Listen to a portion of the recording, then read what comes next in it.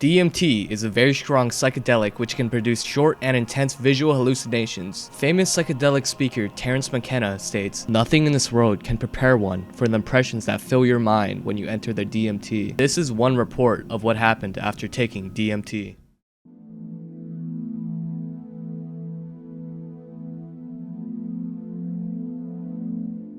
Well, where to begin? Here's my backstory. I'm about 22 years old. As I write this, my first experience with drugs was, about 5 or 6 weeks ago, viewing them as mindless and obnoxious. A younger friend of mine finally convinced me to try weed, and, well, let's just say I changed my mind about drugs. Weed and I have become good friends. I've now smoked weed about a dozen times. After the 4th time I did it, this friend of mine mentioned that a mutual friend was going to do DMT that night. What's that? I wondered. I loved weed, and I wanted to experiment with more potent drugs. No, you're not doing DMT. You've smoked weed like 4 times. DMT is the most powerful psychedelic on the planet. But stubborn me being stubborn me, I insisted. I researched it for hours and concluded that I wanted to try. The mutual friend was reluctant, but agreed to give me a smaller dose. He had half of a gram, and we were smoking with his makeshift bong. He took about 150 milligrams, and he gave me about 50 milligrams, which seemed to be a much higher dosage than what most people online were taking. But I trusted him, so yeah. Being highly inexperienced, I only held the hits for a combined total of maybe 6 seconds. I got a buzz, vibrations around my body, and when I closed my eyes, a feeling like I was experiencing an out-of-body experience. That alone was fascinating, and something that everyone should experience. But it wasn't enough. That's not what I read about, and I vowed to get it right next time. We ordered another gram, and a little under 2 weeks later, we returned to the same place at the same time to give it another try. The mutual friend, who is very experienced in these matters, knew what to prepare me for. We did some weed first, so the ash could form a barrier in the bowl, blocking out the more pungent taste of the pure DMT, a repulsive burning plastic type of taste. I was told that I needed 3 good hits. Inhale the first hit for 10 seconds, inhale the second hit for 10 seconds, and then, although your body will start to give out, you have to fight the effect and get a few seconds in of that last good potent hit.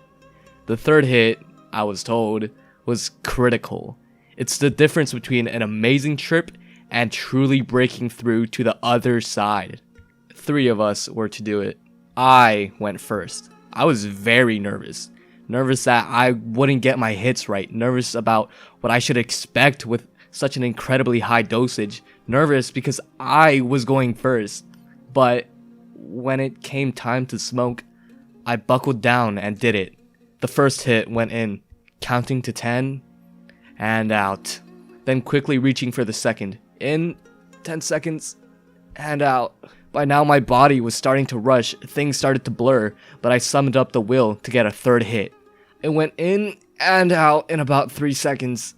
Then I laid on the ground onto my pillow, supremely confident that I'd done it right, and said, "Alright, here I go, bye," and fuck, I was gone. I was transported into another fucking dimension. Before continuing with the experience, let me note that I was not conscious of anything. I wasn't communicating with anyone in the room. I wasn't even aware that I was in the room. Some of the other experiences that I've read talk about interactions with others and opening their eyes here and there to get the open eye visuals. Sorry to say, but they're missing out. I was knocked out unconscious. Some people talk of ego death, and I guess that's what I felt. I literally had no conception of myself. What in hell do I possibly say to convey to someone what exactly that means? There is no sober parallel to what that means. It doesn't even make sense. If there's no conception of the self, where is the I? And yet, that's what I felt. I was seeing things. I was being led through space, but it wasn't really me. The other side was like a roller coaster ride. I had no choice but to sit back and be carried away as things unfolded in front of me. Or my essence, my consciousness, was just floating in space, detached from existence, not fighting anything, not trying to direct anything. It was like I was being given a spiritual tour of this parallel world. The first thing I remember is the imagery. The infinitely intricate, breathtaking, complex geometric images that I saw were indescribably beautiful. One pattern after another in split seconds unfolded. Dozens of them. They unfolded or melted away as quickly as they appeared, glowing rainbow colors. Everything had an aura. It turned blue, green, yellow, hot pink, light orange. Unfathomably beautiful. And they kept coming and coming and coming. It was simply astonishing that the mind is capable of such things. Then it's like I'm in space.